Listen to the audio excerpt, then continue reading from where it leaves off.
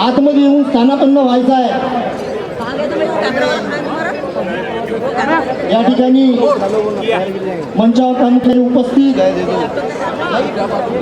शिवसेनेचे जिल्हा प्रमुख गणेश भाऊ विखार, भारतीय जनता पार्टी जिल्ह्याचे उपाध्यक्ष किशोर भाऊ तिघे, मी सर्व मान्यवरांना विनंती करतो की रयतेचे राजे छत्रपती शिवाजी महाराज, भारतीय राज्यघटनेचे शिल्पकार महामानव डॉक्टर बाबासाहेब आंबेडकर, महात्मा ज्योतिबा फुले व बिरसा मुंडा, भगवान बिरसा मुंडा यांच्या प्रतिमेचं माल्यार्पण करून पूजन करून सर्व मान्यवरांना विनंती करतो की त्यांनी या महाभूतीचं माल्यार्पण करावं, त्यांच्या प्रतिमेचं पूजन करावं। चालू आहे।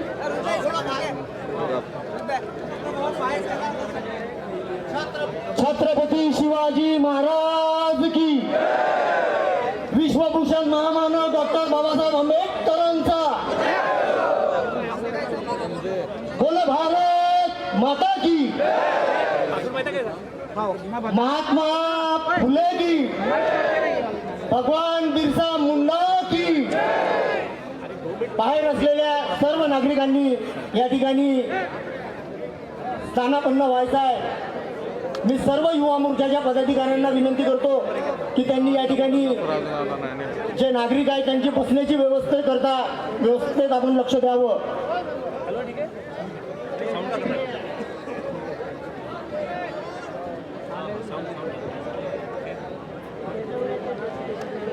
या ठिकाणी मंचावर उपस्थित आपले महायुतीचे उमेदवार सन्माननीय समीर भाऊ पुनावार यांचं स्वागत, तालुक्याचे अध्यक्ष गजूभाऊ राऊत करतील। त्यानंतर या सभेला आपल्या प्रामुख्याने उपस्थित राष्ट्रवादी काँग्रेसचे प्रदेश उपाध्यक्ष दिवाकरजी गमे साहेब यांचं स्वागत भूषणजी पिसे करतील। या सभेला आपल्या प्रामुख्याने उपस्थित भारतीय जनता पक्षाचे जिल्ह्याचे उपाध्यक्ष किशोर भाऊ तिघे यांचं स्वागत।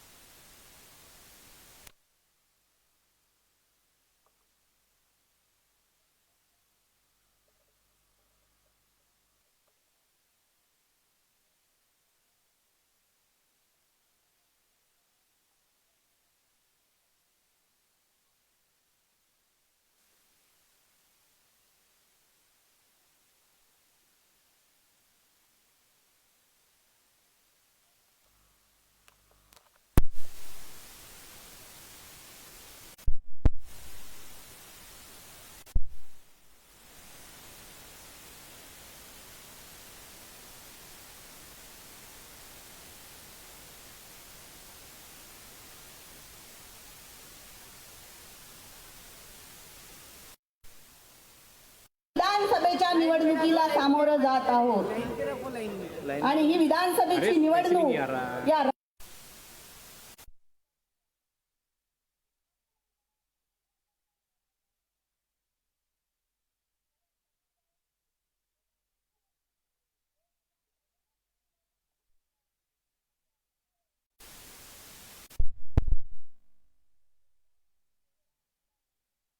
काम समीर भाऊच्या नेतृत्वात झालेला आहे. आपल्या सगळ्यांना हेही माहित आहे की आज या निवडणुकीमध्ये जे काही जातीपातीचं राजकारण आणण्याचा प्रयत्न करत आहे, या जातीच्या पलीकडचा जर माणूस कोणी असेल तर तो माणूस समीर कुणावार आहे. या माणसाने कधीही कोणाच्या जातीचा विचार केला नाही. जो कोणी दुःखी कष्टी दीन दलित शोषित पीडित त्यांच्या दरवाजात आला असेल त्याला न्याय देण्याचं काम, त्याची जात कधी विचारली नाही, त्याला न्याय देण्याचं आणि त्याचं अश्रू पुसण्याचं काम जर कोणी केलं असेल तर आपले आमदार समीर कुणावारांनी केलं. या हिंगणघाट मतदारसंघातली सर्वात जास्त प्रश्न विचारण्याचं काम समीर भाऊंनी केलं आणि समीर भाऊला भाग्य लाभलं ते म्हणजे त्यांना तालिका अध्यक्ष म्हणून आजपर्यंत आपल्या जिल्ह्यात कोणत्याही आमदाराला भाग्य लागलं नाही की जो या तालिकाचा अध्यक्ष म्हणून सभागृहामध्ये बसण्याचा मान सुद्धा त्यांना मिळाला. हा कशामुळे मिळाला? त्यांची वक्तृत्व शैली असेल, समजून घेण्याची पद्धत असेल, प्रश्न मांडण्याची पद्धत असेल आणि म्हणून तिथे सुद्धा त्यांच्यावर तोच विश्वास ठेवण्यात आला. आपल्या सगळ्यांना माहित आहे की आता निवडणुका आल्या की सर्व बिळातून बाहेर पडतात. निवडणुकीपर्यंत कोणालाही काही सुचत नाही की आपण काय केलं पाहिजे, समाजासाठी काय केलं पाहिजे, लोकांसाठी काय केलं पाहिजे, महिलांसाठी काय केलं पाहिजे, शेतकऱ्यांसाठी काय केलं पाहिजे, दीन दलित शोषित पीडित जनतेसाठी आपण काय केलं पाहिजे हे 5 वर्ष कोणाला सुचत नाही. निवडणुका आल्यानंतर हे सगळं डोळ्यांनी दिसतंय. आपल्याला माहित आहे लोकसभेच्या निवडणुका झाल्या, काँग्रेसनी काय केलं? लोकांना खोटी फसवणूक केली, लोकांमध्ये भ्रामक कल्पना रुजवण्याचं काम केलं. भाजपा सत्तेवर आली तर हे होणार आहे, भाजपा सत्तेवर आली तर ते होणार आहे, भाजपा सत्तेवर आली तर संविधान बदलणार आहे. संविधान बदलू शकतं कोणी? अरे ज्याच्या आजीनी या देशाच्या संविधानाच्या इंदड्या उडवल्या, 18 महिने लोकांना जेलमध्ये ठेवलं, लोकांना बेकसूर लोकांना जेलात घातलं, ते लोक संविधानाच्या गोष्टी करतात.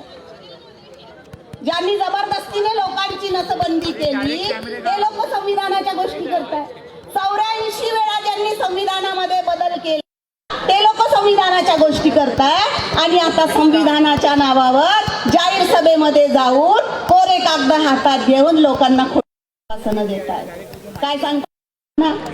भाजपावाले ओबीसीच्या विरोधात आहे. भाजपा जर ओबीसीच्या विरोधात असती तर देवेंद्र फडणवीस यांच्या नेतृत्वात, माननीय मुख्यमंत्री एकनाथ शिंदे यांच्या नेतृत्वात ओबीसी महामंडळ इथे स्थापन झालं असतं? कधीच झालं नसतं. एससी आणि एसटी साठी ज्या अनेक योजना सरकारने आणल्या, ज्या बार्टीच्या माध्यमातून विदेशात शिकवण्याकरता स्कॉलरशिप मिळवण्यासाठी सुद्धा देवेंद्रजी फडणवीस आणि एकनाथ शिंदेच्या माध्यमातून प्रयत्न झाले, हे झाले असते? कधीच झाले नसते. एससी एसटी आणि ओबीसीच्या विरोधात जर कोणी असेल तर काँग्रेस आहे. भाजपावर आरोप करतात यांनी फुकटच्या योजना वाटल्या, सरकारजवळ पैसेच नाही खर्च द्यायला. आता त्यांनी जाहीरनामा प्रसिद्ध केला आणि त्या जाहीरनामा जर तुम्ही पाहिला तर मला असं वाटतं समीर भाऊ चक्कर आल्याशिवाय राहणार नाही. एवढा मोठा प्रचंड प्रमाणात पैसा कसा आणू शकेल? ज्यांनी आमच्या लाडक्या बहिणीवर टीका केली, ज्यांनी आमच्या लाडक्या बहिणीची योजना आल्यानंतर ज्यांच्या पोटात दुखलं, ते म्हणते की आम्ही 3000 रुपये देऊ, आम्ही महालक्ष्मी योजना आणू.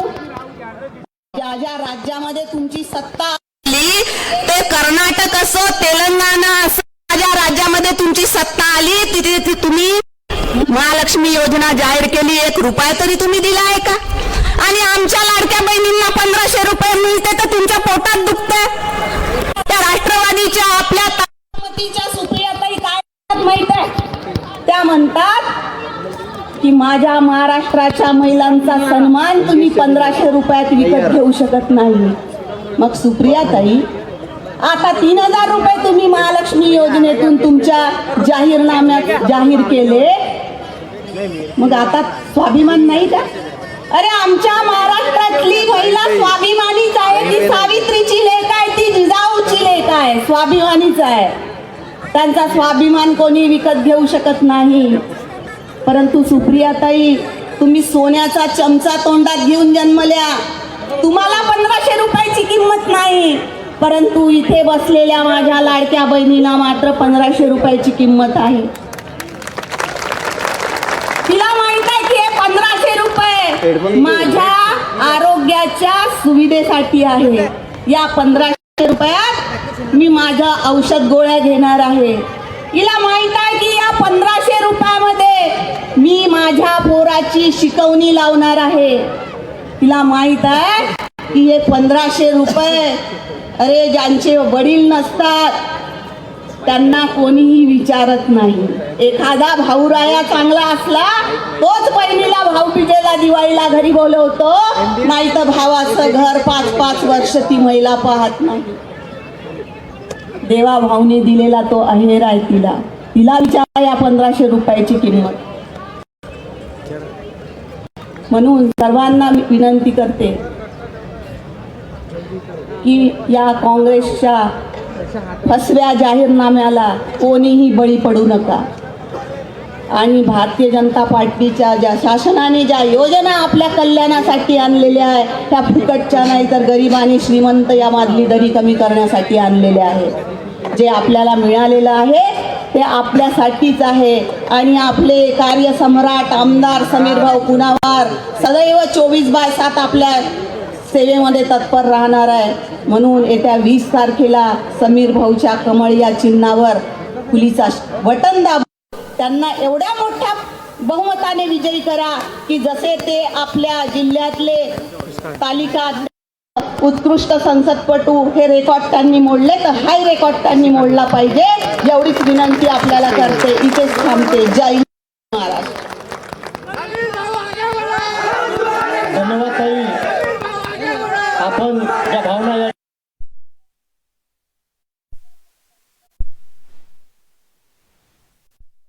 प्रचंड मताधिक्याने तिसऱ्यांदा विधानसभेत पाठवल्याशिवाय राहणार नाही. मी या ठिकाणी मंचावर प्रामुख्याने उपस्थित राष्ट्रवादी काँग्रेस अजितदादा गटाचे प्रदेश उपाध्यक्ष सन्माननीय प्राध्यापक दिवाकरजी गमे साहेबांना विनंती करतो की त्यांनी या सभेला मार्गदर्शन करावं. व माझ्या समोर जे मतदार उभे आहे, नागरिक उभे आहे, त्यांनी बसून जावं. कारण आपल्या उभ्या असल्यामुळे मागे जे लोक बसलेले आहेत त्यांना दिसण्यात किंवा त्यांना थोडा अडथळा होत आहे. मध्ये उभे असलेल्या सर्वांनी आपल्या ठिकाणी स्थानापन्न व्हायचं आहे. प्राध्यापक दिवाकरजी गमे साहेब. रयतेचे राजे छत्रपती शिवाजी महाराज, क्रांतीसूर्य महात्मा ज्योतिबा फुले, क्रांतीज्योती सावित्रीबाई फुले, छत्रपती शाहू महाराज, परमपूज्य बाबासाहेब आंबेडकर यांच्या आणि महान विभूतींना मी प्रथम अभिवादन करतो. आज भारतीय जनता पार्टी, शिवसेना आणि राष्ट्रवादी काँग्रेस पार्टी यांच्या महायुतीचे उमेदवार माननीय श्री समीरभाऊ कुणावार यांच्या प्रचार सभेसाठी मंचावर उपस्थित असलेले स्वतः उमेदवार समीर भाऊ, वसंतरावजी आंबटकर, शिवसेनेचे अध्यक्ष गणेशजी खार, त्या मंचावर उपस्थित असलेल्या महिला जिल्हाध्यक्षा उषाताई कुटे आणि मंचावरील सर्व मंडळी,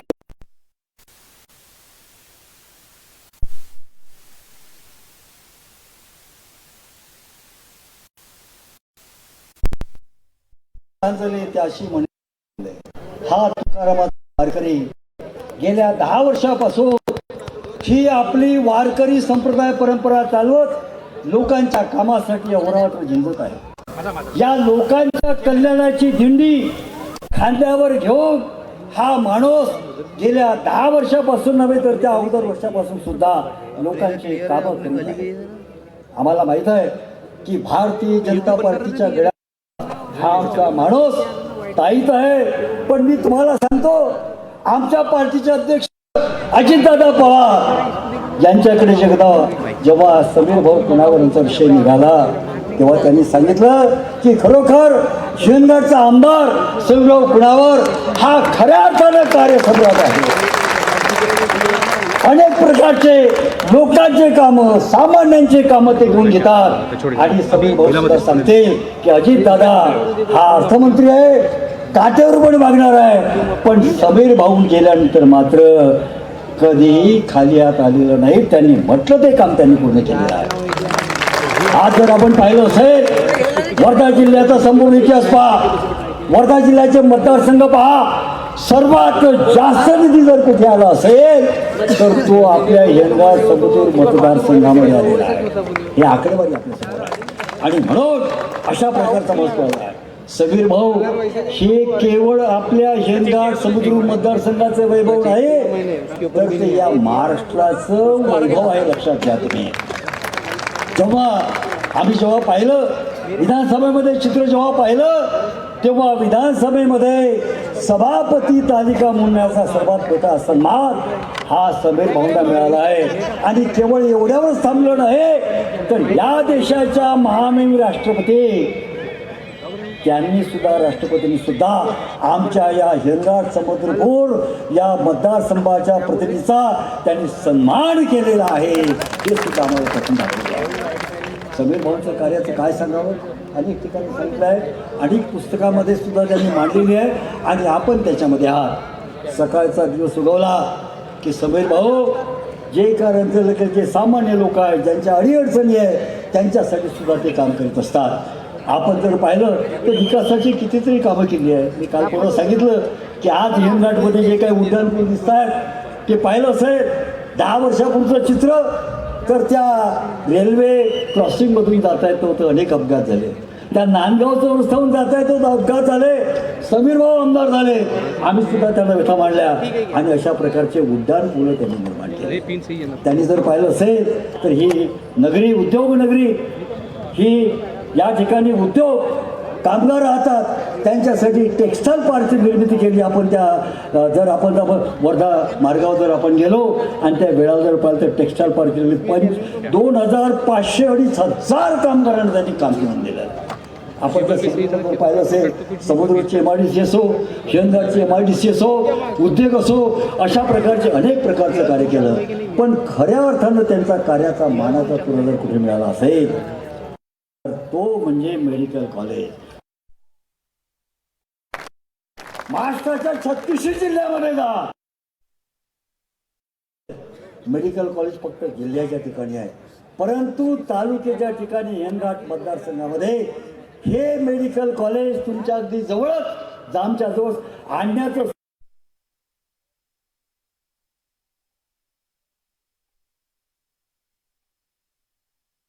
राबवायचं आहे. मी एक उदाहरण तुम्हाला सांगतो. आता ओबीसीचा विषय निघाला की समीर भाऊ हे सभापती होते, त्या तालुक्याचे सभापती होते, म्हणून महाराष्ट्रामध्ये केवळ आपल्या वर्धा जिल्ह्यात नाही तर या महाराष्ट्रामध्ये 36 जिल्ह्यामध्ये ओबीसीचे मुलामुलींचे 72 वसतिगृह झालं. त्याचं श्रेय समीर भाऊला आहे.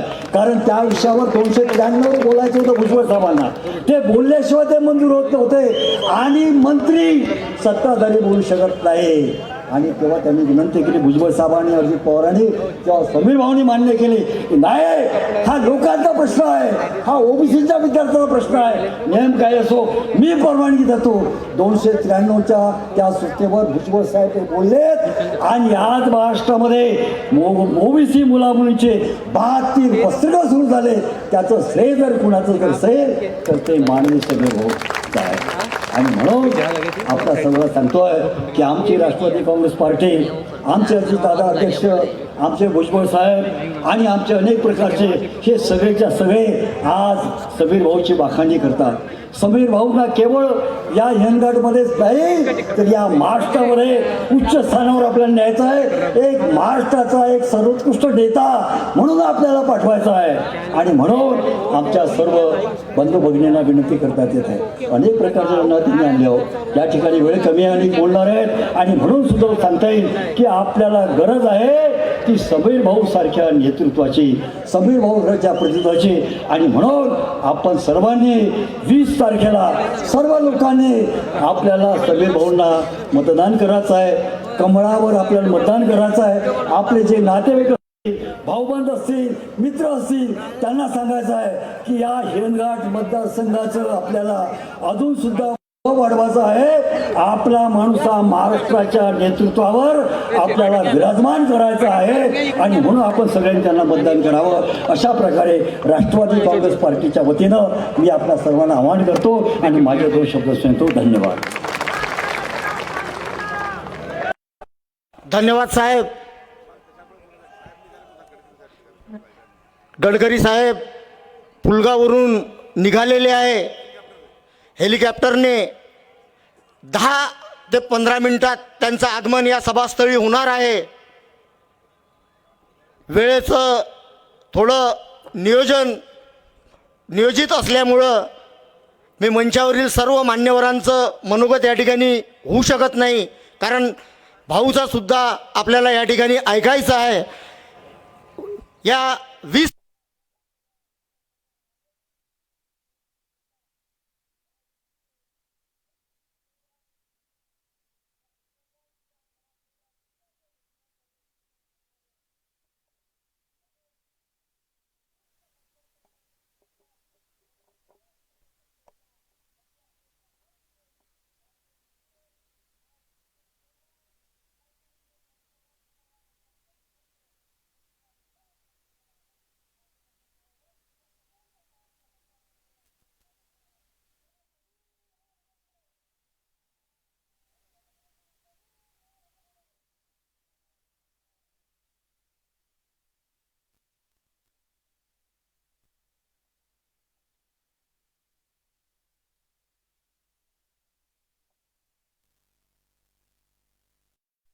भारत माता की मागेपर्यंत बोलो, भारत माता की.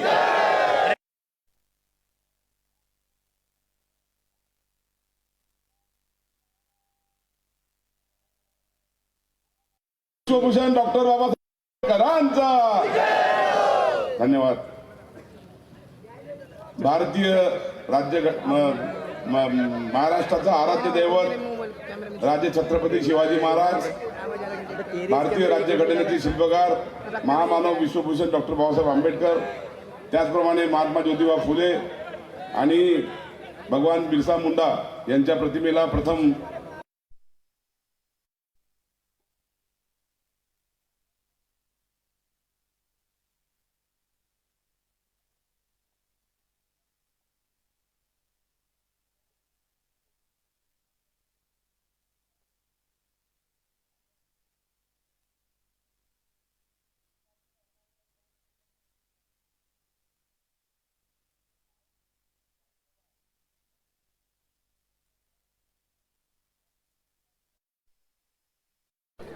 आदरणीय दिवाकररावजी गमे सर, आपल्या शिवसेनेचे जिल्हा प्रमुख गणेशजी खार, प्रेमबाबू बसंतानी, आमचे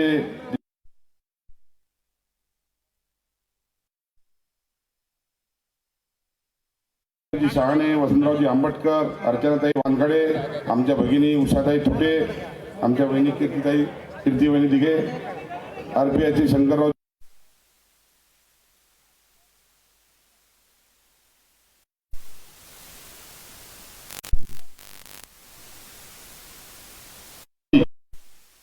मोहनजी थोटे साहेब, विनोदजी विटाळे, वामनराव चंदनखेडे, आमच्या या विधानसभेचे विधानसभा प्रमुख रवींद्र लढी, योगीजी पुसे, रवी उपासे, अशोक बोडा.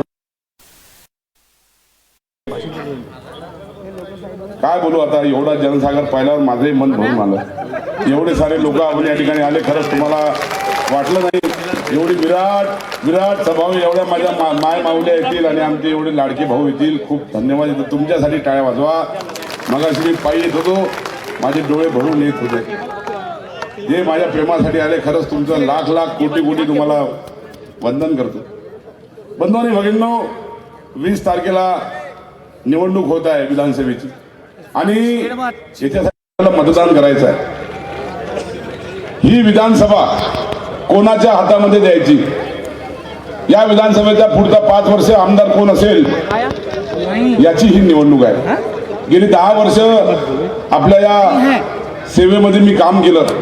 आपले जे गावातले कामं असतील त्या निमित्ताने भेटीगाठी, चर्चा, कामं, विकास कामं, भूमिपूजन हे खूप झाले, आपल्या सर्वांना माहीत आहे. जेव्हा पहिल्यांदा निवडून आलो 2014 मध्ये आणि भारी भक्कम लोकांनी निवडून दिलं. मी मागे सभेत बोललो 2-3 वेळा की मला जेवढ्या मतांनी निवडून दिलं 2014 मध्ये 65,000च्या लीडनी, तेव्हा मला आश्चर्याचा धक्का बसला की एवढ्या मतांनी जनतेने मला का निवडून दिलं. जनतेने माझ्यावर, इतक्या लोकांनी माझ्यावर विश्वास टाकला आणि माझ्यावर जबाबदारी सोपवली की बापू हे राहिलेले काम तुला करायचे आहे आणि आमच्या ग्रामीण भागाचा विकास करायचा आहे, आणि म्हणून त्यांनी भरभरून मतांनी मला तेव्हा निवडून दिलं. त्याची जाणीव ठेवत पूर्ण 5 वर्ष मागचे आणि हे 5 वर्ष बंधू भगिनींनो मोठ्या प्रमाणात कामं केले. आपल्या सर्वांना माहीत आहे, इथं बसलेले सर्व माझे मायबाप जनता जनार्दन बसलेले आहे. गावामध्ये स्मशानभूमी असेल, स्मशानभूमीचा रस्ता असेल, जलजीवन मिशन अंतर्गत गावागावामध्ये कुठे पाण्याची व्यवस्था असेल, त्याच्यासाठी लागणारा निधी असेल, पाण्याची टाकी असेल, कुठे पाईपलाईन असेल, जे काही विहीर असेल, जे पाण्याची व्यवस्था असेल, मुख्य रस्ते असतील, अंतर्गत रस्ते असतील, समाज भवन असेल, पूल असेल, हे जेवढे काही कामं असेल, गावातलं सौंदर्यीकरण असेल, समुद्रपूर नगर पंचायतचं असेल, हिंगणघाट नगरपालिके अंतर्गतची कामं असेल, सिंधी रेल्वे नगरपालिकेचे कामं असेल, हे जेवढे कामं करता येईल तेवढे कामं केले. ना भूतो ना भविष्याची एवढा निधी या 10 वर्षामध्ये या हिंगणघाट विधानसभेमध्ये आलेला आहे. समजलं का? आपल्या सर्वांना माहीत आहे. या वेळेच्या 5 वर्षाचा मी हिशोब आपल्यासमोर सादर केलेला आहे. तुमच्या गावागावामध्ये मी पुस्तकं पाठवलेली आहे. एका पुस्तकामध्ये माझे कामं मावले नाही, एवढे सारे कामं होते, इतके सारे पानं होते, आणि म्हणून 3 पुस्तकं केले आहेत. एक हिंगणघाट शहराचं वेगळं पुस्तक आहे, एक हिंगणघाट ग्रामीणचं वेगळं पुस्तक आहे, आणि समुद्रपूर ग्रामीण आणि सिंधी रेल्वेचं एक 3रं पुस्तक आहे. हे 3 पुस्तकं मला छापावे लागले, एवढे सारे. कारण तो प्रिंटिंग प्रेसवाला म्हणे एका पुस्तकामध्ये हे 3 पुस्तकं होऊ शकत नाही, हा ग्रंथ होऊन जाईल आणि हा फाटल्याशिवाय राहणार नाही, एवढं प्रिंटिंग होत नाही, म्हणून 3 पुस्तकं केले, तुमच्यापर्यंत पाठवले बंधूंनो. आणि तुमच्या गावागावामध्ये हे पुस्तकं आलेले आहे, ते आपण बघा. कामं तर भरपूर केले, अजूनही काही पूर्ण कामं झाले हे म्हणणार नाही. अजून 30-35%, 40 कोण्या गावात 35% असेल, कुठं 30% असेल, हे कामं शिल्लक राहिले.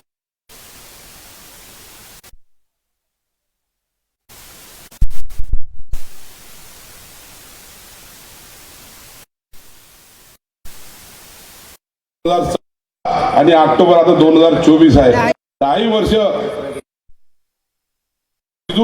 आणि प्रयत्न करून मंत्रालय असेल, विधानसभा असेल, विधानसभा प्रश्न मांडून निधी आणि काम कसं होईल, माझ्या एक कामामध्ये एका गावामध्ये कसा फायदा होईल, अशा पद्धतीचे काम आपण त्या ठिकाणी केले. आणि म्हणून हे प्रश्न जेव्हा मी विधानसभेमध्ये मांडत होतो, विधानसभेमध्ये तासन तास बसत होतो, हे प्रश्न मांडले, तारांकित प्रश्न असेल, लक्षवेधी सूचना असेल, आम्ही विरोधामध्ये होतो तेव्हा कपात सूचना मांडल्या, हे माझ्या रेकॉर्डवर तिथं विधानसभेमध्ये आहे. आणि हे सर्व मांडले, विधानसभेमध्ये बसलो, म्हणून मला तालिका अध्यक्षपदाचा संधी मिळाली. आणि तुमचा हा हिंगणघाटचा एक तुमचा लेकरू विधानसभेच्या अध्यक्षपदावर 3 वेळा मी बसलो तुमच्या आशीर्वादाने. विधानसभेचं अध्यक्षपद मी 3 वेळा सांभाळलं. म्हणजे मला माहित आहे, वर्धेमध्ये स्वर्गीय प्रमोद बाबू शेंडे होते, ते विधानसभेचे अध्यक्ष उपाध्यक्ष होते. त्या काळामध्ये विधानसभेमध्ये आपल्या जिल्ह्यातला एक जण माणूस त्या खुर्चीवर बसला, पण त्याच्यानंतर विदर्भामधलाही कोणी बसला नाही. हा बहुमान तुमच्या आपल्या पुराला म्हणजे समीर कुणावारला मिळाला, हा तुमच्या आशीर्वादामुळे मिळाला.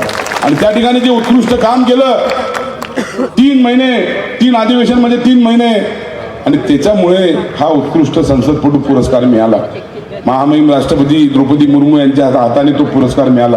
पण तो पुरस्कार माझा नाही आहे, हा पुरस्कार जनतेचा आहे, इथं बसलेल्या लोकांचा आहे, या विधानसभेतल्या लोकांचा आहे. तुम्ही मला जर निवडून दिलं असतं तर विधानसभेमध्ये काय प्रश्न मांडले असते आणि हा पुरस्कार मिळाला असताना बंधूंनो. आणि म्हणून मला त्याचा खूप आनंद आहे. आणि म्हणून दिलेले काम प्रामाणिकपणानं चोखपणे या ठिकाणी करण्याचं काम केलं. सोबतच सर्वात मोठी घडामोड म्हणजे सर्वात आनंदाचा दुसरा विषय म्हणजे विकास कामासोबत मेडिकल कॉलेज. जेव्हा मेडिकल कॉलेजच्या घोषणा झाला महाराष्ट्रामध्ये, 8 जिल्ह्यामध्ये मेडिकल कॉलेज, सरकारी मेडिकल कॉलेज जाहीर झालं, त्याच्यामध्ये वर्धाही होतं. आणि जेव्हा ती बातमी पाहिली तेव्हाच ठरवून घेतलं की मेडिकल कॉलेज आपल्याला हिंगणघाटमध्ये कसंही करून आणायचं आहे. मनामधून आतून निघालं. कारण की त्याच्या आधी 1 वर्ष आधी महाविकास आघाडीचं सरकार असताना, मुख्यमंत्री उद्धव साहेब ठाकरे असताना एकदा गडकरी साहेब हिंगणघाटला आले होते. या ठिकाणी मंगेश वणीकरजी पत्रकार बसलेले आहे. मंगेश भाऊ बसले ना तुम्ही? त्यांच्या घरी गडकरी साहेब आले होते. त्यावेळेला मेडिकल कॉलेजचा कुठलाही विषय नव्हता, पण त्या ठिकाणी राजेंद्र बाबू डागा आणि मी आणि आम्ही 150 लोकांनी गडकरी साहेबांना एक निवेदन दिलं की आम्हाला केंद्र सरकारचं मेडिकल कॉलेज हिंगणघाटला द्या आणि आम्हाला केंद्र सरकारचं 400 बेडचं हॉस्पिटल आम्हाला हिंगणघाटला द्या, असं आम्ही निवेदन दिलं वर्षभरापूर्वी. तेव्हा कोणाच्या डोक्यामध्ये हा मेडिकल कॉलेजचा विषय सुद्धा नव्हता. नंतर हे सरकार गेलं आणि घोषणा झाली आणि त्याच्या मागे लागलो. बंधूंनो, सर्वात पहिली कंडिशन सांगितली मला, मी जेव्हा मंत्रालयामध्ये गेलो, मेडिकल कॉलेज मला हिंगणघाटला आणायचं आहे, त्याचे नियम समजून घेतले. तेव्हा त्यांनी सांगितलं का पहिले 400 बेडचं हॉस्पिटल तुम्हाला असेल तर आम्ही मेडिकल कॉलेज देऊ शकतो. 400 बेडचं हॉस्पिटल हिंगणघाटला नव्हतं. आपल्या हिंगणघाटला उपजिल्हा रुग्णालय फक्त 100 बेडचं होतं. आणि म्हणून हे 400 बेड करण्यासाठी त्याचा प्रस्ताव तयार करून त्याचा पाठपुरावा केला 2 महिने.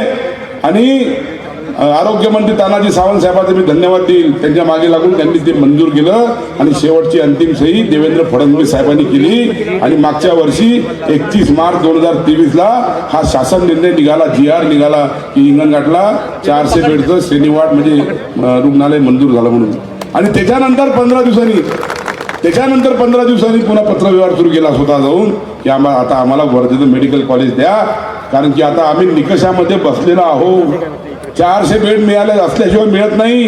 हे जे आता हिंगणघाटचे जे काही विरोधी होते संघर्ष समितीवाले, त्यांना काही नियमही पण माहीत नव्हते की 400 बेड पाहिजे म्हणून.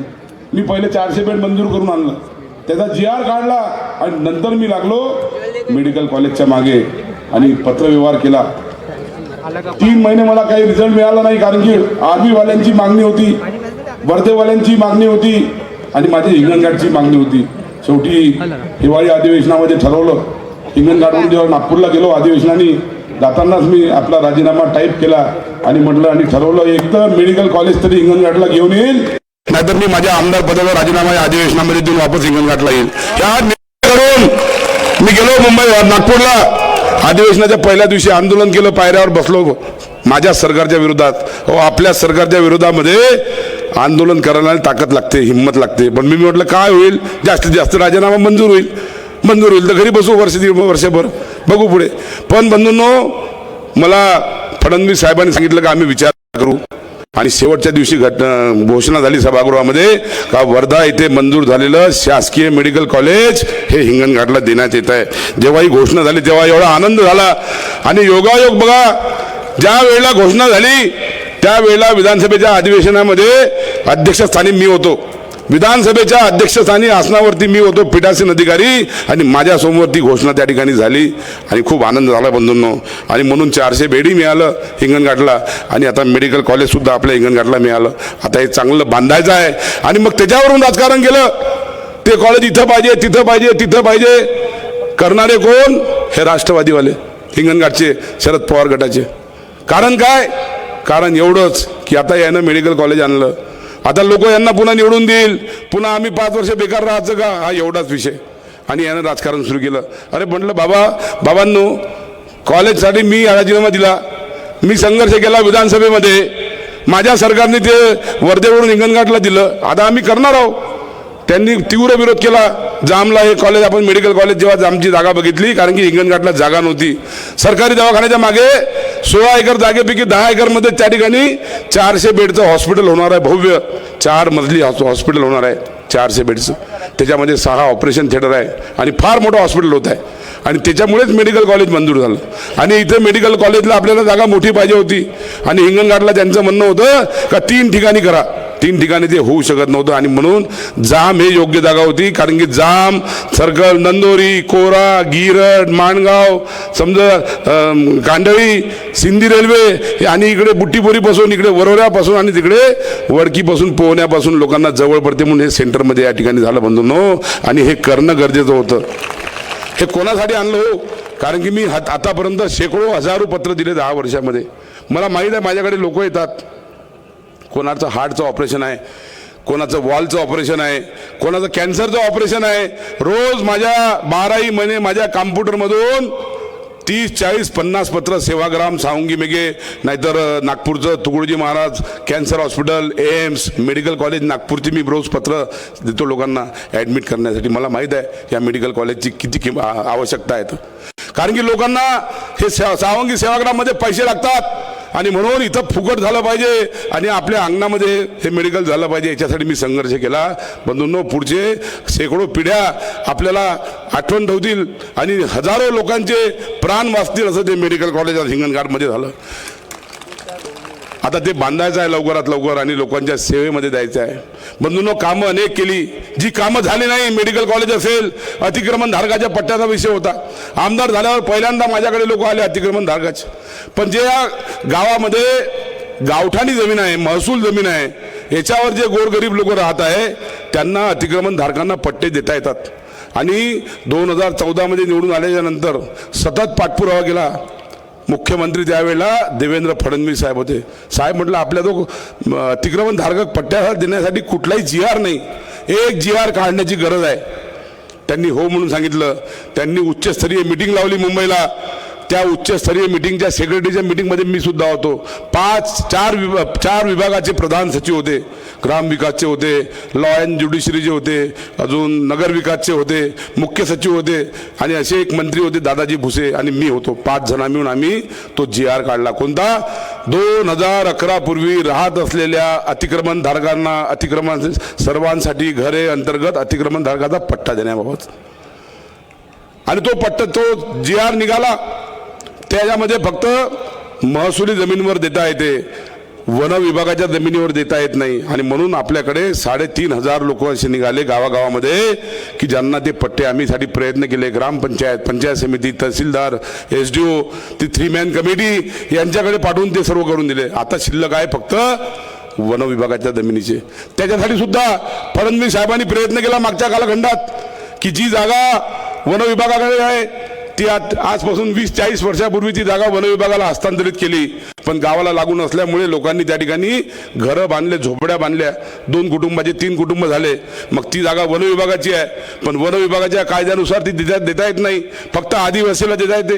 ते आदिवासीला 2005 पूर्वीचा पुरावा असेल तर फक्त आदिवासीला मिळते, इतर लोकांना मिळत नाही. हा केंद्र सरकारचा कायदा आहे. आणि म्हणून याच्यामध्ये आता एक असा प्रस्ताव दिलेला आहे शासनाकडून की ही जी जमीन आहे ही वन विभागाची जमीन महाराष्ट्र शासनाने वापस घ्यायची. आणि वन विभागाला ती जवळपास 9,000 हेक्टर जमीन आहे महाराष्ट्रामध्ये आणि 9,000 हेक्टर ही जमीन वापस घ्यायची आणि 9,000 हेक्टर महाराष्ट्र शासनाने वन विभागाला दुसरी जमीन महाराष्ट्रामध्ये द्यायची आणि नंतर या लोकांना पट्टे द्यायचे. आता हा प्रस्ताव चालू आहे आणि मी आता याच्यावर काम करत आहोत. आजही आपल्या हिंगणघाट, समुद्रपूर, सिंधीमध्ये कमीत कमी 4,000 लोक असतील की ज्यांना अजून वन विभागाच्या जमिनीवर ते झोपड्या करून राहत आहे, घरं करून राहत आहे. आता मला त्यांना पट्टे द्यायचे आहे. मी त्याच्यासाठी पूर्ण प्रयत्न करतो बंधूंनो. आणि येत्या काही दिवसामध्ये हा प्रयत्न सफल झाल्याशिवाय राहणार नाही बंधूंनो. महत्त्वाचं काम होतं. हिंगणघाटमध्ये टेक्स्टाईल पार्क आणला आपण. मी पहिल्यांदा आमदार झालो तेव्हा पहिला टेक्स्टाईल पार्क हिंगणघाटला आला. जिल्ह्यातलं मला किंवा विदर्भातलं मला माहीत नाही, पण जिल्ह्यातला तर पक्का आहे. कारण की जे हिंगणघाटचे मोहता मिलचे मालक आहेत त्यांनी एक दिवस मला फोन केला. त्यांनी सांगितलं की आम्हाला टेक्स्टाईल पार्क टाकायचा आहे वर्धा रोडवर, आम्हाला शासनाकडून मंजुऱ्या मिळवून द्या, परवानग्या मिळवून द्या. त्यांना घेऊन मुंबईला गेलो तेव्हा मुख्यमंत्री फडणवीस साहेब होते. त्यांची भेट करून दिली आणि त्यांनी मान्य केलं. सर्व परवानग्या मिळाल्या. 1 महिन्याच्या आतमध्ये त्यांच्या सर्व परवानग्या झाल्या. त्यांनी त्या ठिकाणी टेक्स्टाईल पार्कचं बांधकाम केलं आणि उद्घाटन करण्यासाठी देवेंद्र फडणवीस साहेब हिंगणघाटला आले. आज त्या ठिकाणी 2,500 लोकांना त्या ठिकाणी रोजगार मिळत आहे. बंधू भगिनी, मला अतिशय आनंद वाटते. हे माझ्या कार्यकाळात झालं. आपल्या भागामधले श्रावणबाळ योजना, संजय गांधी योजना याचा पालकमंत्र्यांनी मला अध्यक्ष केलं. आणि मी अध्यक्ष का झालो? मला माहीत होतं की जे गोरगरीब लोक आहे, ग्रामीण भागातले लोक आहे, ज्यांचं वय 65 वर्ष आहे, दिव्यांग आहे, विधवा आहे, यांना हा 1,500 रुपये महिना मिळाला पाहिजे. आणि म्हणून हिंगणघाट, समुद्रपूरचा दोन्ही अध्यक्ष मी आहो. आणि म्हणून माझ्या कार्यकाळामध्ये मला आनंद वाटतो की सर्वात जास्त 5,000पेक्षा जास्त लोकांचे महिने या कार्यकाळामध्ये हिंगणघाट, समुद्रपूरमधले लोकांचे या ठिकाणी लागलेले आहे. बंधूंनो, 5,000. कितीतरी लोक आहे ज्यांच्याकडे शेतीवाडी नाही, पण त्यांना 21,000चं उत्पन्न मिळत नाही. मग पटवाऱ्याकडून फोन करून त्यांना 21,000चं उत्पन्न मिळालं पाहिजे. बाकीचे कामं त्यांचे झाले, कागदपत्र जुळले पाहिजे आणि त्यांना हा 1500 रुपयाचा लाभ मिळाला पाहिजे. जेव्हा आम्ही प्रमाणपत्र वाटतो तेव्हा त्या जे म्हातारे लोक आहे त्यांच्याकडे पाहिल्यावर डोळ्यात पाणी येते की आपण त्यांचे पोराव. कोणाला मुलगा नाही आहे, कोणाला मुलगा असून मुलगा अलग राहतो, मुलगी आहे लग्न करून चालली गेली, आई वडील बिचारे खितपत पडलेले आहे, असे पाहिल्याच्यानंतर डोळ्यात पाणी येते. मी त्यांना माझे आई वडील समजतो आणि त्यांचा महिना सुरू झाला पाहिजे. त्यांना अजून काय लागलं त्यांना मी मदत करत राहतो नेहमी. बंधू भगिनींनो, हिंगणघाटमध्ये आपण बघितलं की शासनाच्या योजनाप्रमाणे हिंगणघाटला आपण याचा कॅम्प घेतला, इमारत कामगार बांधकामाचा भव्य कॅम्प. महाराष्ट्रातला सर्वात मोठा कॅम्प हिंगणघाटला झाला. इथे बसलेल्या का ज्यांनी भांडे आणि पेट्या नेल्या असे कोणी बसले का कॅम्पमधले? हातवरती करा बरं. आहे, बरेच लोक आहे, बरेच लोक आहे, खूप लोक आहे. बंधूंनो, महाराष्ट्रातला सर्वात मोठा कॅम्प झाला तो. 53,720 लोकांना भांडे आणि पेट्या मिळाल्या आणि त्याच्यासाठी 13 दिवसपर्यंत आपण तो कॅम्प आपण चालवला बंधू भगिनींनो. आणि मला आनंद वाटते की वर्धा जिल्ह्यामध्ये वर्धेला झाला, पण तिथं काहीतरी 8-9 हजारच वाटप झाला. नंतर तो बंद झाला. देवळी पुलगावलाही तेवढा वाटप झाला नाही. आर्वीला काहीतरी प्रॉब्लेम झाला, लाठीचार्ज झाला, बंद झाला. पूर्ण जिल्ह्यामध्ये 20,000 झाला नाही. पण हिंगणघाट समुद्रपूरच्या माझ्या लोकांसाठी 53,720 लोकांचा वाटप यशस्वीपणे केला. याचा मला खूप आनंद वाटतो बंधूंनो. आपण MSCB साठी आंदोलन केलं, तुम्हाला आठवत असेल. ज्या वेळेला महाराष्ट्राच्या निवडणुका झाल्या आणि निवडणुका झाल्याच्या नंतर सरकारने आपल्या जनतेने कोणाला निवडून दिलं? भारतीय जनता पार्टी आणि शिवसेना युतीला जनमत दिलं. पण नंतर उद्धव ठाकरे साहेबांच्या मनामध्ये विचार आला आणि त्यांना मुख्यमंत्री व्हायचं ती इच्छा निर्माण झाली आणि त्यांनी भारतीय जनता पक्षाला सोडून दिलं आणि त्यांनी काँग्रेस आणि राष्ट्रवादीचा हात पकडून महाविकास आघाडी स्थापन केली आणि मुख्यमंत्री झाले. 2.5 वर्षाचा काळ बघितला. 2.5 वर्षामध्ये आम्हाला कुठलाही निधी मिळाला नाही. जे विशेष निधी 1 रुपया मिळाला नाही. हिंगणघाटला मिळाला नाही. समुद्रपूरला तर कबूल केला होता महाविकास आघाडीने की हिंगणघाट समुद्रपूरला जर नगरपंचायत निवडून आली तर 1-1 कोटी रुपयाचा विकास निधी आम्ही तुम्हाला देऊ असं कबूल केलं होतं. या झेंडा चौकामध्ये सभा झाली होती. 1 रुपया दिला नाही. पालकमंत्री सुनील केदार साहेब होते. 1 रुपया मिळाला नाही विकास निधीचा. गडकरी साहेबांचं हेलिकॉप्टर येत आहे आणि म्हणून 1 रुपया महाविकास आघाडीने दिला नाही बंधूंनो. आणि नंतर हे सरकार होतं. त्या सरकारमध्ये अजून एक दुःखदायक गोष्ट घडली. ती म्हणजे शेतकऱ्यांचे शेती पंपाचे कनेक्शन या सरकारने बंद केले. गडकरी साहेब पाहत आहे वरतून.